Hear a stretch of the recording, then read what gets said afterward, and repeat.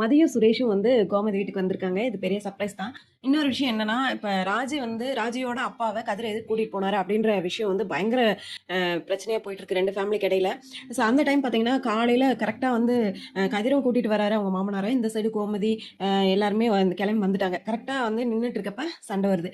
அதாவது ராஜியோட சித்தப்பா ஆரம்பிக்கிறாரு. "நீ எங்கேண்ணா போன? இவன் என்ன பண்ணா? என்ன செஞ்சான்?" அப்படின்னு சொல்லிட்டு, "எனக்கு கொஞ்சம் உடம்பு சரியில்ல" அப்படின்னு சொல்லி அவர் சொல்றாரு. "அப்போ உன்னை கூட்டிட்டு போய் என்னண்ணா பண்ணான் இவன்? ஏதாவது பண்ணிட்டானா?" அப்படின்னு சொல்லிட்டு பயங்கரமா பிரச்சனை பண்றாங்க.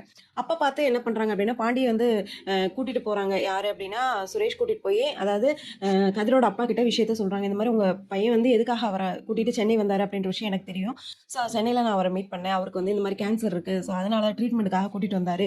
இந்த பிரச்சனை எப்படியாவது நீங்க ஹேண்டில் பண்ணுங்க அப்படின்னு சொல்லிட்டு அவர் சொல்லிடுறாரு.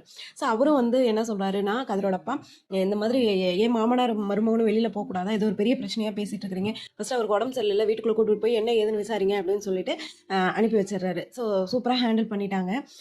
ஸோ உள்ள அவரையும் கூட்டிட்டு போய் அங்கேயும் விசாரிக்கிறாங்க. எங்கள்கிட்டயாவது சொல்லியிருக்கலாம்ல, இதுக்கு தான் எனக்கு உடம்பு முடியல, இதுதான் 10 லட்சம் நான் டிரான்சாக்ஷன் பண்ணேன் அமௌண்ட், அந்த மாதிரி சில விளக்கங்கள்லாம் கொடுக்குறாரு. இந்த சைடு பார்த்தீங்கன்னா சுரேஷும் மதியம் கிளம்புறேன் அப்படின்னு சொல்லி சொல்றாங்க. கோமதி இல்லை கொஞ்சம் வெயிட் பண்ணிட்டு போகலாம்ல, இப்போதான் நான் வந்தேங்க அந்த மாதிரி சொல்லிட்டு இருக்காங்க.